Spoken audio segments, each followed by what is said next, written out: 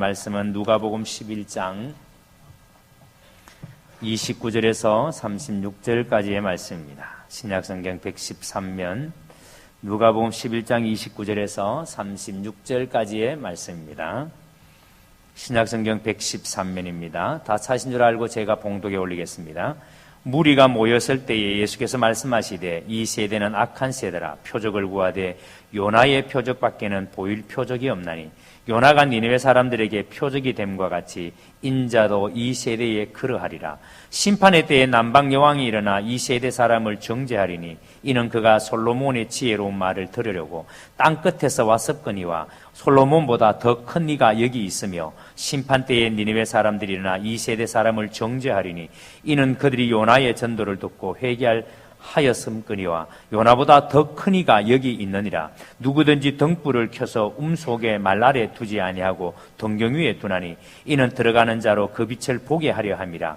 내 몸이 등불은 눈이라. 내 눈이 성하면 온 몸이 밝을 것이요 만일 나쁘면 내 몸도 어두우리라. 그러므로 내 속에 있는 빛이 어둡지 아니한가 보라. 내 온몸이 밝아 조금도 어두운 데가 없으면 등불의 빛이 너를 비출 때와 같이 온전히 밝으리라 하시니라. 아멘. 말씀의 근원에 드시기 바랍니다.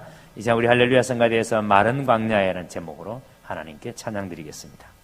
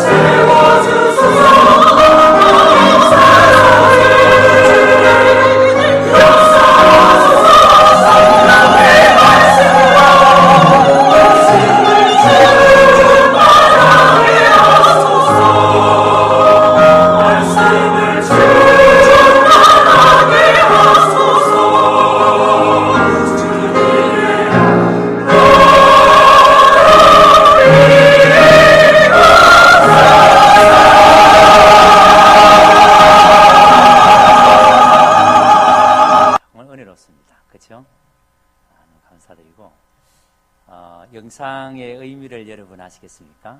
우리가 새생명 축제를 앞두고 우리에게 가장 큰 가장 큰 두려움은 나는 전도 못해, 나는 전도할 사람이 없어 라고 하는 스스로 시도도 해보지 않는 마음들입니다. 영상의 내용은 야구 선수가 서윙당할 것이 두려워서, 삼진당할 것이 두려워서 배트를 아예 내보지도 못하고 가만히 있어서 삼진당하는 게 루킹 삼진이라 그러는데, 시도도 해보지 않고 나는 못해라고 하는 그 실패감이 우리를 가장 사실은 힘들게 하는 거죠. 그래서 여러분들 이번 새생명 축제에 여러분들 실패해도 좋으니, 삼진당해도 좋으니 여러분의 입을 벌려 사람들에게 예수 그리스도의 복음을 여러분들이 전할 수 있게 되기를 주의 이름으로 축복합니다. 우리 여사람 한번 축복합니다. 손을 꼭 잡고 축복합니다. 우리는 할 수 있습니다. 다시 한번 앞뒤 사랑하는 사람입니다. 우리는 할 수 있습니다. 하나님이 여러분과 함께 하시기 때문에 우리는 할 수 있기를 믿으시기를 주의 이름으로 축복합니다. 예수님께서 지난주에 우리가 말씀드린 것처럼 귀신 들린 사람의 귀신을 쫓아내니까 무리들 가운데 예수님께 이렇게 얘기합니다. 예수님이 귀신을 쫓아내신 것은 귀신의 힘을 빌어서 귀신을 쫓아낸 것이다, 이렇게 이야기했습니다. 그랬더니 예수님께서 아니다, 어떻게 귀신이 스스로 분쟁하느냐, 스스로 분쟁하는 나라마다 설 수가 없다. 그래서 예수님은 귀신을 쫓아낸 것이 귀신의 힘을 빌어서 귀신을 쫓아낸 것이 아니다라고 말씀을 합니다. 자, 그런데 오늘 말씀에는 그 사람들이 예수님에게 또 다른 표적을 보여달라고 예수님에게 이야기를 합니다. 여러분, 이 사람들이 예수님에게 표적을 보여달라고 그랬을 때에 무슨 표적을 보여달라고 그랬을까요? 아마 여러분, 이 사람들은 예수님께 표적을 보여달라고 그랬을 때 이런 마음이었을 겁니다. 당신이 정말 하나님의 아들이라면, 당신이 정말 하나님께로부터 보냄을 받은 자라면 우리에게 당신이 하나님의 아들이라는 더 강한 표적을 보여주십시오. 귀신 쫓아내는 거 그거 가지고 안 됩니다. 귀신 쫓아내는 거 당신은 귀신의 힘을 빌어서, 귀신과 한패니까 귀신의 힘을 빌어서 그렇게 하는 거다. 그러니까 우리에게 당신이 하나님의 아들이라는, 당신이 하나님께로부터 보냄을 받았다는 더 분명한, 더 강한 증거를 우리에게 보여주십시오 라고 표적을 보여달라고 그렇게 이야기한 겁니다. 자, 여러분, 지금 예수님에게 표적을 보여달라고 하는 이 사람들이 하나님의 나라에 대해서 부정하는 게 아니에요. 그러니까 하나님이 이 땅을 다스린다, 하나님이 계신다 안 계신다, 하나님 자체를 부정하는 게 아니에요. 이 사람들은 하나님의 나라를 믿습니다. 하나님의 통치를 믿습니다. 그런데 뭘 못 믿는가 하면은, 이 사람들은 하나님께서 예수님을 이 땅에 보내셨다, 즉 예수님이 하나님의 아들이시다, 하나님이 예수님을 보내셨다는 그 자체를 못 믿는다는 거예요. 그래서 못 믿기 때문에 당신이 정말 하나님께로부터 보냄을 받은 자라면 그것을 우리에게 증명해봐라, 표적을 보여달라는, 더 강한 표적을 보여달라는 겁니다. 자, 이렇게 표적을 보여달라는 이 사람들에게 예수님께서 그래, 그러면 내가 보여주지 하고, 그러면 자, 너 지금부터 너 쓸데없는 말, 못된 말, 그런 말 했으니까 너 입을 내가 한번 오바라고 쳐볼게 해서 예수님께서 너 입 오바라고 쳐라, 이렇게 하면 막 따다닥 해가지고 입을 딱 꼬매버리면은 얼마나 확실한 표적이에요. 이렇게 쓸데없는 말 하면은 입이 꾸매지는구나, 이렇게 생각하면 얼마나 여러분 신나요. 그럼 아무도 쓸데없는 말 안 할 텐데, 표적을 보여달라고 하는 예수님께서, 표적을 보여달라고 하는 사람들에게 예수님께서 표적은 보여주지 아니하시고 하시는 말씀이 뭐예요? 너희가 표적을 보여달라고 그러느냐? 나는 너희에게 보여줄 표적은 요나의 표적밖에 없다, 그렇게 말씀합니다. 자, 그런데 여러분 보세요. 표적을 보여달라고 하는 이 사람을 향해서 요나의 표적밖에 보일 표적이 없다고 하시면서 이 사람들을 향해서 뭐라고 말합니까? 악한 세대라 그랬습니다. 악한 세대라. 악한 세대는 표적을 구하나 자꾸 뭔가를, 여러분, 증거를 구하는, 표적을 구하는 세대를 향해서 우리 주님께서는 악한 세대라고 말합니다. 악한 세대가 표적을 구하지만 내가 보여줄 표적은 요나의 표적밖에 없다라고 말합니다. 그렇다면 여러분, 예수님께서 말씀하시는 이 요나의 표적, 이게 무슨 의미일까요? 예수님께서는 왜 요나의 표적밖에 보일 표적이 없다라고 말씀하실까요? 여러분, 먼저 우리는 이 요나가 누군지를 우리가 좀 알 필요가 있습니다. 여러분, 요나는 하나님께서 니느웨 성을 회개시키기 위해서, 니느웨 성을 하나님께서 살리시기 위해서 요나를 하나님께서 부르셨습니다. 그래서 니느웨에 가서 하나님께서 심판의 메시지를 전하라고 하나님이 세운 선지자입니다. 자, 그런데 여러분, 하나님께서 요나라는 선지자를 세워서 니느웨에 가서 하나님의 심판을 전하라고, 요즘 말로 하면은 선교사로 하나님께서 부르신 겁니다. 자, 그런데 여러분, 요나가 가야 할 이 니느웨라는 땅이 어떤 땅인가 하면은, 니느웨는 고대 아수르의 수도가 니느웨입니다. 여러분, 아수르라는 나라가 어떤 나라예요? 아수르는 여러분들이 잘 알다시피 북이스라엘을 멸망시킨 나라가 아수르예요. 근데 나훔 3장을 읽어보시면 이 아수르에 대해서 아주 여러분 리얼한 표현들이 나옵니다. 이 나라가 얼마나 악한 나라인가. 약한 나라 사람들을 잡아다가 살육을 하는데 아주 끔찍하게 살육하는 나라가 이 아수르라는 나라예요. 여러분, 아수르는 이스라엘과의 관계에서 아주 철천지 원수와 같은 그런 나라예요. 자, 그런 나라의 수도가 니느웨예요. 그런데 하나님께서는 그런 나라의 니느웨에 가서 요나에게 하나님께서 심판하시니까, 그러니까 그 땅에 가서 회개를 선포하라고, 회개하면은 하나님께서 용서하신다라고 그 메시지를 선포하라고 하나님께서 요나에게 이야기한 거예요. 자, 여러분, 요나의 입장에서 한번 생각해 보세요. 여러분, 내가 가고 싶은 나라도 선교하러 가라 그러면은 너무나 힘들고 어려운데 철천지 원수 같은 이 나라에 간다는 게 쉽겠습니까? 제가 일본에서 선교하는 권영만 선교사님에게 물어봤어요. 선교사님, 일본을 진짜 마음으로 사랑하고 그 사람들에게 하나님의 나라의 복음을 전하는 것이 정말 어떠냐 물어보니까 똑같다는 거예요. 한국 사람들이 마음속에 들어있는 일본 사람들에 대한 생각과 다를 바가 없다라고. 근데 어떻게 가서 물어봤어요? 어떻게 일본을 품어서 물어봤어요? 그래서 요나의 마음이 이해해야 된다는 거죠. 자기는 품기 싫지만, 자기는 진짜 그 땅을 품기 싫지만 하나님께서 보내시니, 하나님이 품으라 하시니, 여전히 자기의 마음 한구석에 그 일본 사람들에 대한, 우리 한국민들이 가지고 있는 그 불편한 마음들이 그 선교사님 마음속에도 솔직히 있다라고 이야기하는 거예요. 그러니까 여러분, 이 아수르라는 나라의 수도 니느웨에 가서 하나님의 나라의 복음을 전하라고 하는, 여러분, 이 일이 요나에게 얼마나 힘든 일인가 우리가 상상해 볼 수 있습니다. 결코 쉬운 일이 아니라는 것을. 여러분, 바로 이 나라, 이 니느웨에 가서 하나님께서 요나에게 복음을 전하라고 하시니까, 자, 그래서 요나는 가기 싫은 거죠. 이런 나라에 가서 하나님의 나라, 그래서 하나님의 사랑, 하나님 용서를 말하기 싫은 거죠. 그래서 안 가려고 발부둥칩니다. 하나님께서 니느웨에 가라 그랬는데 정반대로 다시스로 가는 배를 탔습니다. 자, 근데 여러분 눈여겨보십시오. 하나님께서 요나가 그렇게 가기 싫어 발부둥치는데, 그런데 다시스로 가는 배를 타고 가던 그 배에 하나님께서 갑자기 잔잔하던 바다 위에 하나님께서 풍랑을 일으키십니다. 그리고 배에 타고 있던 모든 사람들이 왜 갑자기 이렇게 바다에 풍랑이 일어나는가 알지를 못합니다. 그래서 선장은 모든 사람들에게 각각 자기들이 믿는 신에게 제사하라고. 그런데 요나가 뭐라고 말합니까? 이 풍랑은 나로 말미암아 일어난 풍랑이다. 나를 바다에 집어던지지 않으면 이 풍랑은 절대 잠잠해지지 않는다. 나를 바다에 집어넣으라고. 요나가 이 풍랑이 왜 일어났는지 압니다. 자기가 그토록 가기 싫은 나라, 그토록 가서 하나님의 은혜의 복음을 전하기 싫어서, 그래서 다시스로 가려고, 도망가려고 다시 가는 배를 탔는데, 하나님께서는 그 요나를 그냥 내버려 두지 않습니다.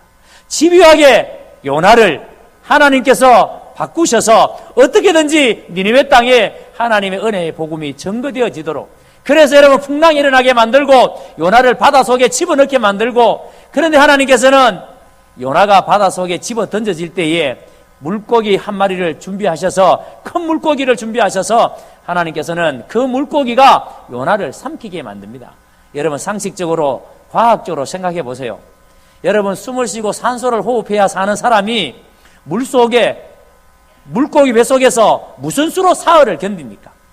여러분 코, 입 틀어잡고 여러분 바게스에 물도 넣고 목만 잠가 있어도 우리가 1분을 견디기 힘든데, 무슨 수로 여러분 물고기 뱃속에서, 물속에서 사흘을 여러분 버틸 수가 있습니까?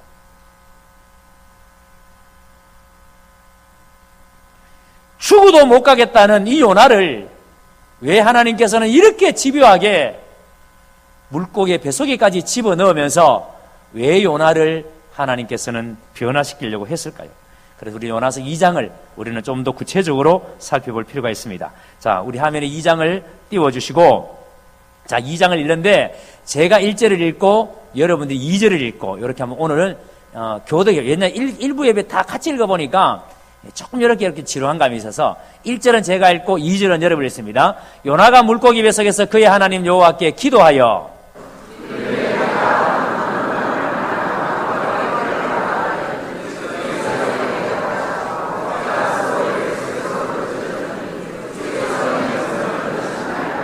주께서 나를 깊음 속 바다 가운데 던지셨으므로 큰 물이 나를 둘렀고 주의 파도와 큰 물결이 다 내 위에 넘쳐나이다.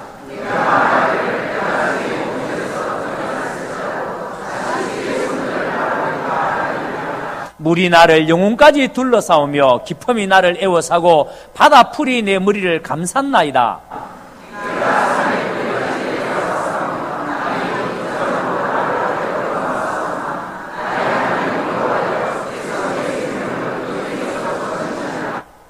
내 영혼이 내 속에서 피곤할 때에 내가 여호와를 생각하였더니 내 기도가 주께 이르러 사오며 주의 성전에 미쳤나이다.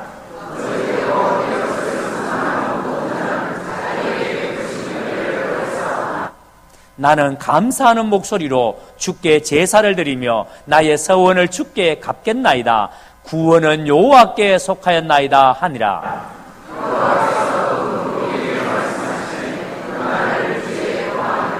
아멘. 자, 여러분 10절을 다시 한번 보시기 바랍니다. 10절을 다시 한번 큰 소리를 씁니다. 시작.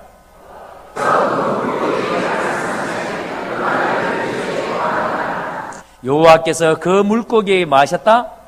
말씀하시매. 여호와께서 그 물고기에게 말씀하시매. 여러분, 하나님의 집요한 사랑을 눈여겨보십시오. 하나님은 니느웨 성을 살리기 위해서, 니느웨 땅 사람들을 살리기 위해서 누구까지 사용한다? 물고기까지도 하나님이 사용하십니다. 물고기에게 하나님이 말씀하시니 요나가 그 물고기의 입을 열어 육지의 요나를 토해냅니다.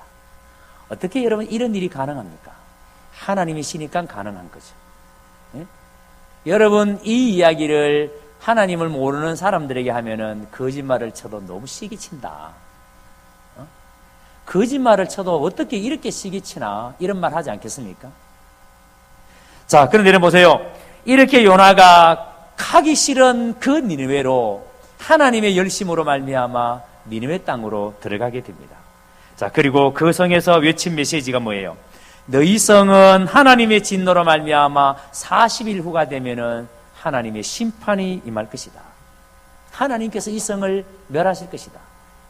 하나님의 진노로 말미암아 너희가 살고 있는 이 도성은 하나님이 40일 후에 심판하실 것이다. 저는 여러분 이 말씀을 묵상하다가 이런 생각을 해봤어요. 도대체 요나가 이 니느웨 성 사람들에게 하나님께서 40일이 지나면은 이 성 사람 너희들을 심판한다. 여러분 이 말을 전했는데 어떻게 여러분 이 말을 들었던 니느웨 성 사람들이 왕에서부터 심지어는 짐승기까지 굵은 벼옷을 입고 금식하며 회개할 수 있느냐?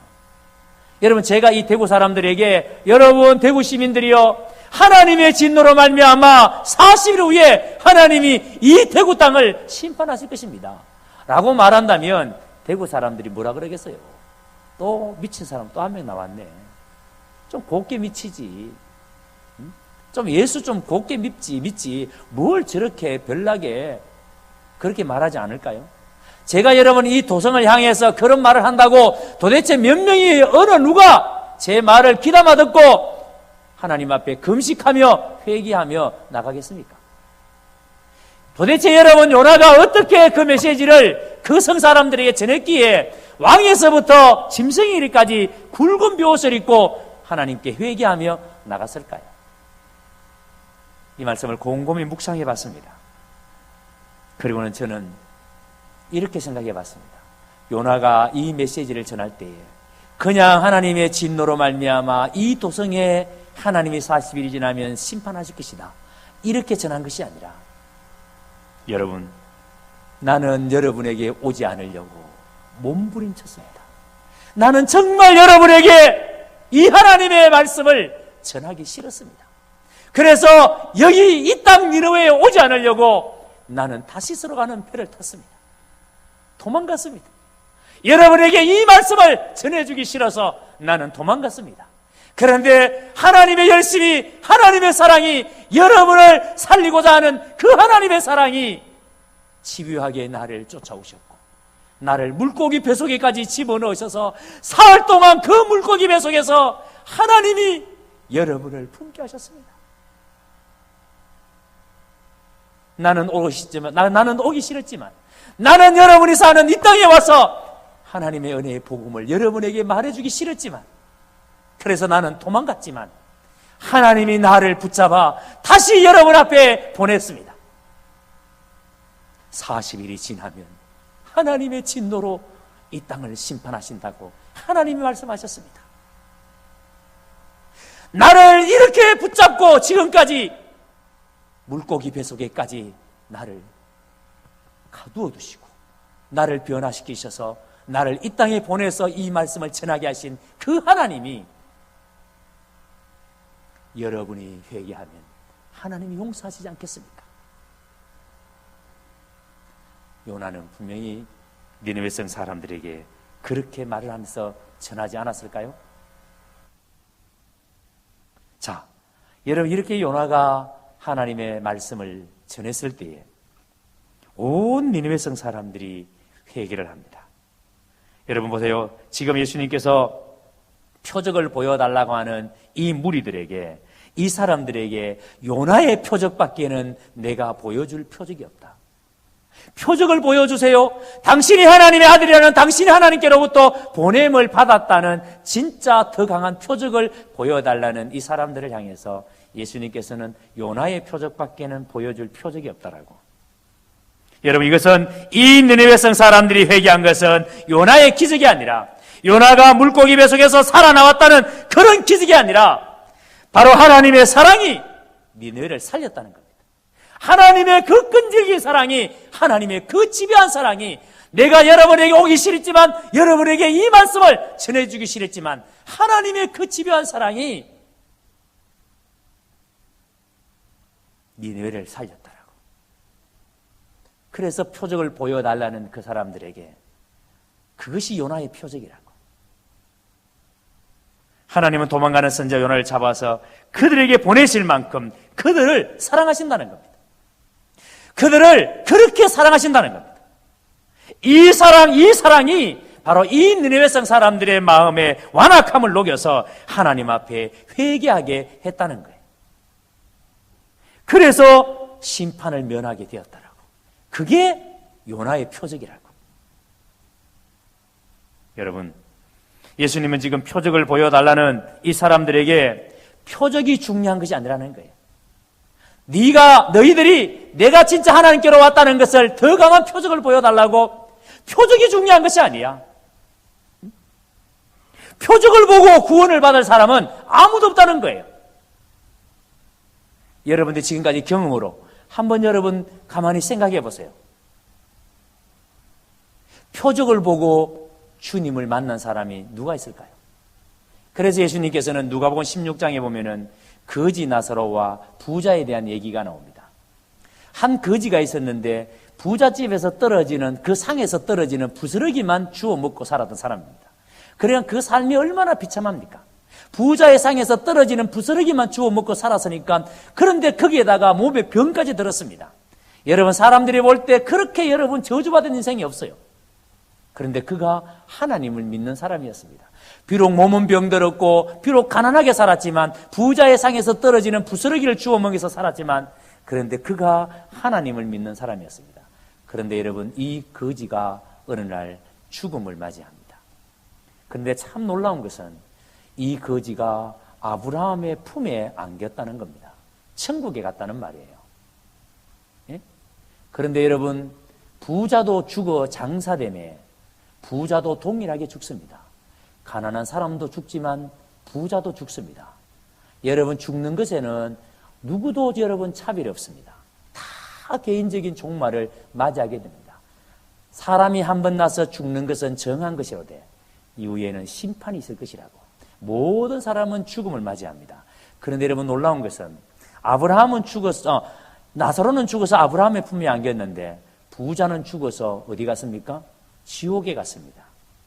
그런데 여러분, 지옥에 가 있는 이 부자가 천국에 있는 나사로를, 아브라함의 품에 안겨있는 나사로를 알아봤다는 거예요. 저는 내 상에서 우리 집에서 떨어지는 부스러기를 주워 먹던 거지가 아니냐. 근데 그가 아브라함의 품에 안겨 있습니다. 그때 여러분, 이 부자가 아브라함을 향해서 뭐라고 소리 지릅니까? 아브라함이요, 저 나사로에게 명하사 나사로의 손끝에 물 한 방울 찍어서 내 혀끝을 좀 시원하게 해 주십시오. 나는 지금 불꽃 가운데서 괴로워하고 있습니다. 여러분 한번 상상해 보세요. 얼마나 지금 이 부자가 있는 그 지옥이 괴로우면, 얼마나 지금 이 부자가 가 있는 이 지옥이 고통스러우면 손끝에 물 한 방울이라도 좀 찍어서 내 혀끝을 서늘하게 해달라고, 시원하게 해달라고. 여러분, 이 얘기가 신과 함께라는 영화에 너무나도 리얼하게 잘 표현해 놓은 것 같아요. 물론 여러분 그것이 기독교적인 영화는 아닙니다만 지옥에 대한 표현만큼은 굉장히 실감나게 표현해 놓은 것 같아요. 여러분, 부자가 가 있는 이 지옥이 손끝에 물 한 방울이라도 혀끝에 좀 찍어달라고 할 만큼 고통스럽습니다. 그런데 아브라함이 뭐라고 말합니까? 그곳과 이곳 사이에는 큰 구렁텅이가 있어 여기서 거기를 갈 수도 없고 거기서 여기도 올 수가 없다 라고 말합니다. 그랬더니 이 부자가 뭐라고 말합니까? 아브라함이요, 저 나사로를 우리 집에 좀 보내주십시오. 거기에는 아직까지 하나님을 모르는 우리 가족들이 있습니다. 그래서 나사로를 보내서 제발 나처럼 여기에 오지 않도록, 제발 내가 있는 이곳에는 오지 않도록 나사로를 보내서 우리 가족들에게 좀 하나님을 믿도록 좀 보내주십시오. 죽은 나사로를 다시, 천국에 있는 나사로를 다시 땅으로 보내서 제발 여기 지옥에 못 오도록 해달라는 거예요. 그랬더니 아브라함이 뭐라고 합니까? 29절 이하를 보셨어요. 제가 읽겠습니다. 아브라함이 이르되 그들에게 모세와 선지자들이 있으니 그들에게 들을지니라. 땅에는 선지자들이 있습니다. 말씀을 전하는 사람들이 있습니다. 요즘으로 말하면 목사가 하나님의 말씀을 선포하고 전도자들이 열심히 전도하고 있습니다. 이 땅에도 여전히 지금도 수없이 많은 전도자들이 하나님의 나라의 복음을 전하고 있습니다. 그래서 아브라함이 이 부자에게 모세와 선지자들이 있으니까 그들에게 들을지니라. 그 땅에 있는 사람들은 그 선지자를 통해서 들을 것이다. 이르되 그렇지 아니하이다. 누구 말이에요? 부자가 하는 말이에요. 부자가 아닙니다. 아브라함이요, 만일 죽은 자에게서 그들에게 가는 자가 있으면, 죽은 사람 중에 살아나서 그래서 그들에게 가는 자가 있으면 그 사람들이 회개할 것입니다. 그러니까 기적이 일어나면, 표적이 있으면 분명히 우리 가족들이 주님 앞으로 돌아올 것입니다 라고 이야기합니다. 그랬더니 아브라함이 뭐라고 합니까? 모세와 선지자에게 듣지 아니하며, 선지자의 말을 듣지 아니하면 비록 죽은 자 가운데서 살아나는 자가 있을지라도 구원함을 받지 아니하여야 했다 하시니라. 여러분, 선지자의 말을 못 듣는 사람은, 선지자의 말을 믿지 못하는 사람은 설상 죽었다가 살아난 사람이 와서 하나님에 대한 얘기를 하더라도 그 사람 안 믿는다는 거예요. 여러분, 사람은 기적 보고 예수님 믿는 게 아니에요. 기적 보고 믿음 가지는 게 아니에요. 여러분, 죽었다가 살아났다 해도 사람들이 하나님께로 돌아오는 것이 아닙니다. 요나의 표적이 뭡니까? 요나의 표적은 하나님의 사랑입니다. 집요한 하나님의 사랑, 니느웨 성 사람들을 살리기 위한.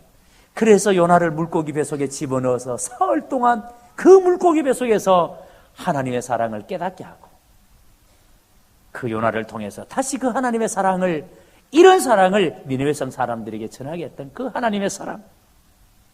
오늘 여러분, 그 하나님의 사랑 때문에 이 자리에 있는 우리가 다 하나님을 아버지라 부르게 되었고 하나님의 자녀가 되었습니다. 하나님이 우리의 죄를 위해서 희생한 독생자를 죽이실 만큼 하나님은 당신의 아들을 그 십자가 위에서 죽게 할 만큼 하나님은 우리를 사랑하셨다는 겁니다. 그래서 예수님은 이 세상 사람들이 예수님을 하나님의 아들로 믿게 되는 것은 오직 십자가의 죽음과 부활뿐이라고, 다른 것으로 믿게 되는 게 아니라고, 기적을 보고 믿는 것도 아니고 오직 예수님의 그 십자가 사랑, 그 십자가의 그 죽으심과 그 부활, 그 말씀으로 우리가 다 구원을 얻게 된다. 그래서 예수님이 요나의 표적이라는 것은 바로 예수님이 죽으셨다가 3일 만에 다시 살아나실 것을 염두에 두고 하시는 말씀이라고 그렇게 표현을 합니다. 저는 이 말씀을 묵상하면서 이런 생각을 해봤습니다. 요나가 물고기 뱃속에서 처절하게 하나님 앞에 자기가 왜 니느웨로 가지 않으려고 했던가, 왜 하나님께서 니느웨로 자기를 보내려고 했는가에 대해서 물고기 뱃속에서 아버지의 마음을 깨닫습니다. 그리고는 가기 싫지만, 또 가서도 심지어는 여러분 박능굴 밑에 있으면서도 박능굴 말라 죽는 것 때문에 불평하는 그 요나에게 네가 심지도 아니하고 네가 기르지도 않는 이 박능굴 하나 말라 죽었다고 네가 그렇게 분노하느냐? 이 도성에는 내가 사랑하는 나의 백성들이 있다라고 아버지의 마음을 요나에게 보여주지 않습니까? 근데요, 제가 이 말씀 묵상하면서 이런 생각이 들었습니다. 과연 나는 지금까지 내가 어떻게 살아왔는가? 여기 어른들이 많으신데 한번 곰곰이 한번 생각해보면 나는 지금까지 어떻게 살아왔는가? 과연 내가 산 만큼 내 생활이 사람들의 마음을 움직일 만큼 표정이 되었는가? 내가 만난 사람들이 날 만난 이후에 하나님께로 좀 더 가까이 나오게 되었는가? 근데요, 이 말씀 묵상하다가 너무너무 부끄러워요. 왜냐하면 제가 저희 형님들 두 분이 아직까지 교회를 안 다니십니다. 저는 모태신앙, 태어나 보니까 아버지 어머니가 경건한 그리스도인, 가정예배를 드리고 있고 주일날 되면 아무런 어려움 없이 주일날 교회 안 가는 것이 더 힘드는 그런 가정에서 사는 사람들이 참 부러울 때가 있었습니다. 왜냐하면 저는 주일 지키는 것이 전쟁이었고, 저는 주일날 교회에 나가는 것이 저에게는 살을 건 그것이기 때문에, 그런 부모님은 다 예수님을 만나서 영접하고, 아버님은 예수님을 잘 믿으시다가 돌아가셨고, 어머님은 아직도 살아계시지만 교회 권사님으로 계시고, 그런데도 아직까지 형님은 교회를 안 나가세요. 내 마음에 든 생각이 뭐냐면, 내가 지금까지 살아오면서 우리 형님들에게, 나는 우리 형님들에게 하나님에 대해서 제대로 보여주고 있었는가? 내 삶이 우리 형님들의 마음을 움직일 만한 그런 표적이 되어졌는가? 나로 말미암아 우리 형님들이 하나님께로 조금이라도 더 가까이 오게 되었는가? 멀리 있던 그 하나님에 대한 마음이 나로 말미암아 조금씩이라도 더 가까이 오고 있는가를 생각할 때 참 부끄럽습니다. 그래서 여러분, 내가 응당히 주장하고 싶은 주장이 있음에도 불구하고, 내가 형들에게 마땅히 요구하고 싶은 그런 것이 있음에도 불구하고 저는 할 수가 없습니다.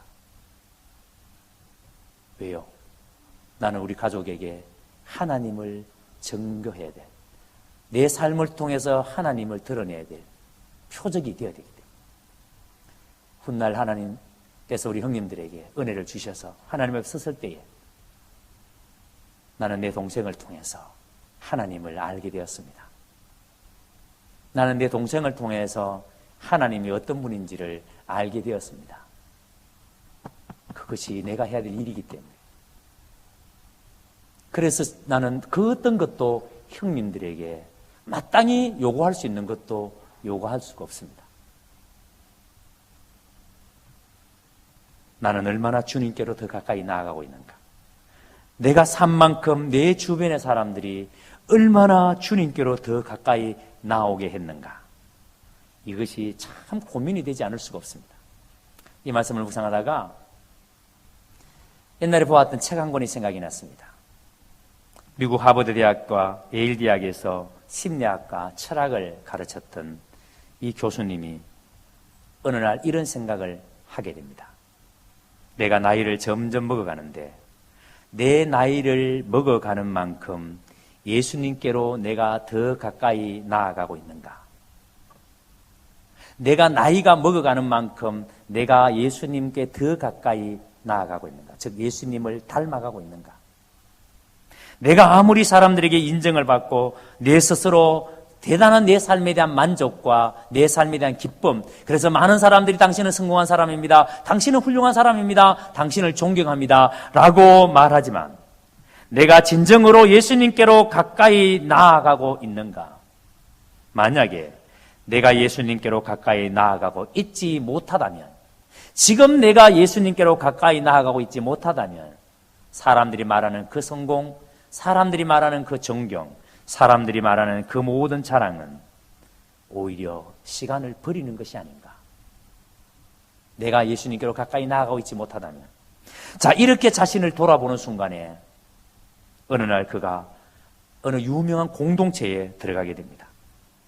그리고 한 공동체를 세우게 되는데 그 공동체의 멤버는 모든 멤버들이 신체적인 약점을 가진, 정신박야가 아니면은 몸이 불편해서 걷지를 못하는 사람, 손이 없고 발이 없는 사람, 이런 사람들만 함께 모여 사는 공동체를 만들게 됩니다. 그래서 이 교수님이 지금까지 자기가 배워왔던 모든 것을 다해서 이 사람들을 섬겨야 되겠다라고, 이 사람들을 돌보는 일을 해야 되겠다라고. 그래서 자기의 지성과 자기의 모든 것들을 동원해서 이 사람들에게 가르치기를 원했습니다. 힘을 다해서. 이 교수님은 자기가 모든 걸 포기하고 바로 이 사람들에게 모든 에너지를 쏟아부었습니다. 그래서 사람들에게 자기가 깨달은 모든 지성을 가르치기 시작하고 자기가 발견한 모든 진리들을 이 사람들에게 가르치기 시작했습니다. 그런데 너무나도 큰 충격을 받는 일이 벌어집니다. 그것은 자기가 힘을 다해서 이렇게 사람들을 가르치는데 정작 그 사람들은 자기가 가르치는 것을 하나도 알아듣지를 못한다는 겁니다. 아무리 좋은 말을 해도, 아무리 자기가 깨달은 비밀을 이야기해도, 아무리 심오한 말을 해도 이 사람들이 깨닫지를 못합니다. 알아듣지를 못합니다. 천사의 말을 하는 사람도 사랑 없으면 아무것도 아니에요. 심오한 진리를 깨달은 자도 사랑 없으면 아무것도 아니야. 아무리 자기가 깨달은 것을 사람들에게 이야기해줘도 이 사람들이 알아듣지를 못합니다.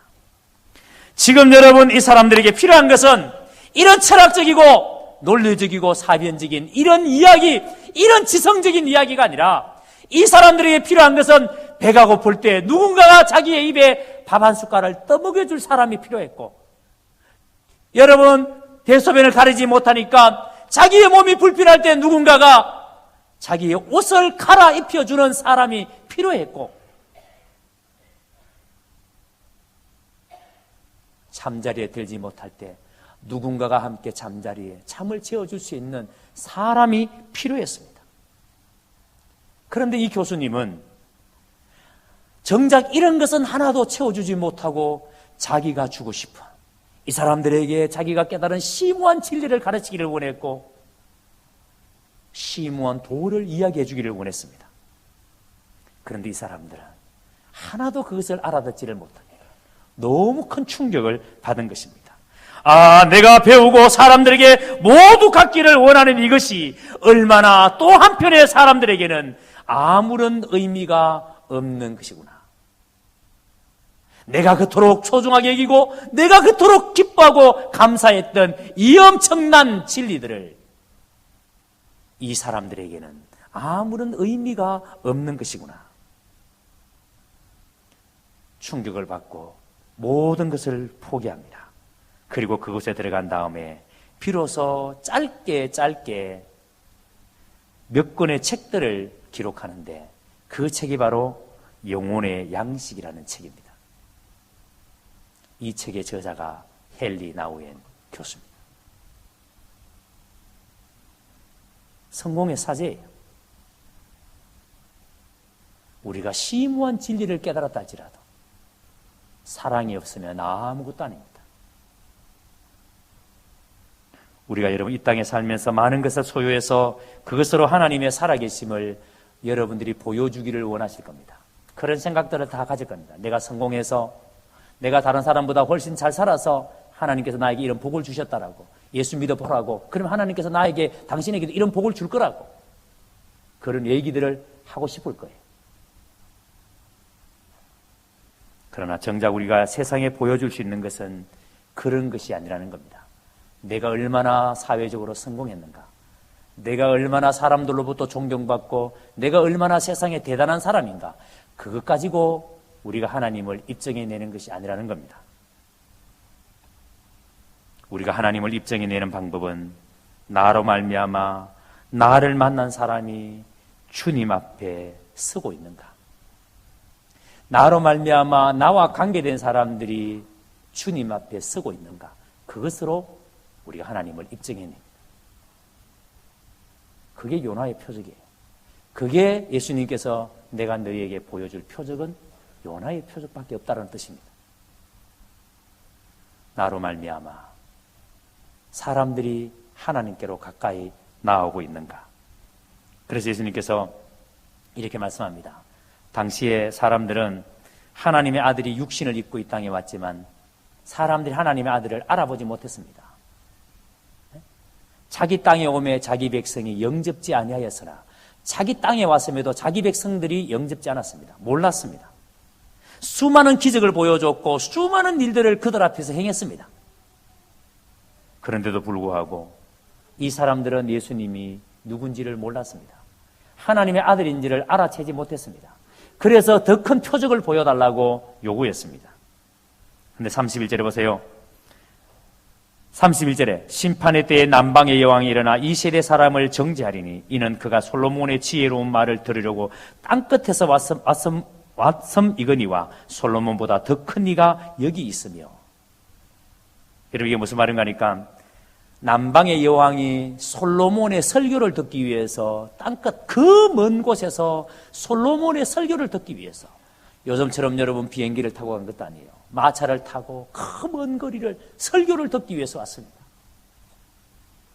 그 먼 거리를 설교를 듣기 위해서 그렇게 왔는데, 그런데 지금 너희 앞에 하나님의 아들이 말씀하고 있음에도, 너희 앞에 하나님의 아들이 있음에도 불구하고, 직접 말씀함에도 불구하고 너희들은 듣지 아니하였다라고.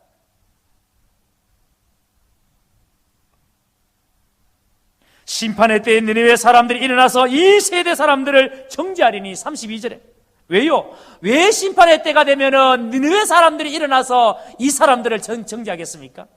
왜 표적을 보여달라는 이 사람들을 왜 니느웨 사람들이 정죄하겠습니까? 그들은 요나가 사흘간 물고기 뱃속에 체험을 듣고도 그 하나님의 사랑에 그 마음이 녹아서, 집요한 하나님의 사랑에 마음이 녹아서 회개했는데, 그런데 이 시대 사람들은 하나님의 아들이 직접 와서 증거하는데, 직접 하나님의 아들이 말씀하는데도 알아듣지를 못합니다. 표적을 보여달라고 이야기합니다.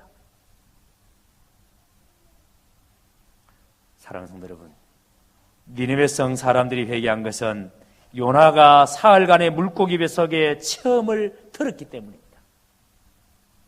요나가 전하는 말씀을 통해 하나님의 사랑을 그들이 알았기 때문입니다. 그 하나님의 사랑을 깨닫는 순간 그들은 하나님 앞에 처절하게 회개합니다. 그러므로 여러분, 우리가 이 세상 사람들을 살릴 수 있는 길은 우리가 요란하게 드러내는 것, 우리의 잘남, 우리가 얼마나 대단한 사람인가, 하나님 우리에게 얼마나 많은 복을 주셨는가, 우리의 잘남을 세상에 드러내므로 진리의 은혜를, 복음을 전해지는 것이 아니라, 내가 이 진리 안에서 변화된, 이 진리 안에서 변화된 하나님의 사랑을 경험한 그 사랑이 드러날 때, 그것이 표적이 될 때 사람들이 살아나는 겁니다. 그래서 보세요. 오늘 말씀 34절, 35절에 이렇게 말씀합니다. 내 몸의 등불은 눈이라. 내 눈이 성하면 온 몸이 밝을 것이요 만일 나쁘면 내 몸도 어두워지리라. 모든 신체의 기능, 그 신체는 각 기능이 있습니다. 손은 손이 하는 역할이 있고, 발은 발이 하는 역할이 있고, 눈은 눈이 하는 역할이 있고, 입은 입이 하는 역할이 다 있습니다. 그런데 눈이 하는 역할은 뭐예요? 빛을 받아들이는 역할을 합니다. 빛을 받아들이는 역할. 34절 말씀에 눈이 하나님의 말씀을 받아들이는 기관이기 때문에 이 눈이 성해야 된다. 눈이 밝으면 온 몸이 밝아진다라고. 여러분, 이게 무슨 의미가 하면은 지금 우리에게 하나님의 빛, 말씀이 우리에게 계속 비춰지고 있습니다. 우리는 예배 시간에도, 여러분이 큐티 할 때도, 여러분이 언제든지 하나님의 말씀은 우리에게 계속 비춰지고 있습니다. 그런데 그 하나님의 살아있는 말씀이 계속 우리에게 주어지고 있는데, 그 다음 중요한 게 뭐냐면 우리가 그 빛을 받아들여야 된다는 거예요. 눈으로 그 빛을 받아들여서 모든 것을 바라보고 사는 겁니다. 그래서 여러분, 빛을 말아내 두지 아니하고 등경 위에 두는 것은 그 집에 들어오는 모든 사람들에게 그 빛이 비치게 하기 위함이라고. 빛을 우말에 두지 아니하고 빛을 등경 위에 두는 것은 그 집에 들어오는 사람들에게 그 빛을 비치게 하기 위함이라고. 빛이 들어온 사람은 반드시 빛이 드러나게 되어 있습니다. 중요한 게 뭐예요? 35절에 내 속에 있는 빛이 어둡지 아니한가 보라. 요나가 이 빛이 어두울 때에는 다시스로 가려고 했습니다. 그런데 이 빛이 깨달아졌을 때에 니느웨로 갔습니다. 오늘 여러분 속에 이 빛이 있습니까? 여러분 안에 이 빛이 있다면 여러분은 이 빛을 반드시 드러내는 날이 올 것입니다. 악한 세대는 표적만 구합니다. 하지만 절대 표적을 보고 사람들이 하나님을 믿지 않습니다. 니느웨 성 사람들이 회개한 것은 요나가 전한 메시지와 요나가 말한 그 간정, 하나님의 사랑, 그것 때문에 니느웨 성 사람들이 회개했습니다. 그럼 우리는 이제 어떻게 살아야 될까요? 여러분이 이 도성에서, 여러분이 가족 안에서, 여러분이 이웃들에게 여러분 안에 있는 이 빛, 여러분 속에 있는 이 빛, 감추어진 빛이 아니라 드러낼 수밖에 없는 그 빛, 그 빛이 있으면 반드시 다른 사람에게 비춰지게 되어져 있습니다. 이제 조용히 눈을 감고 내 속에 빛이 있는지를 여러분 묵상해 보십시오.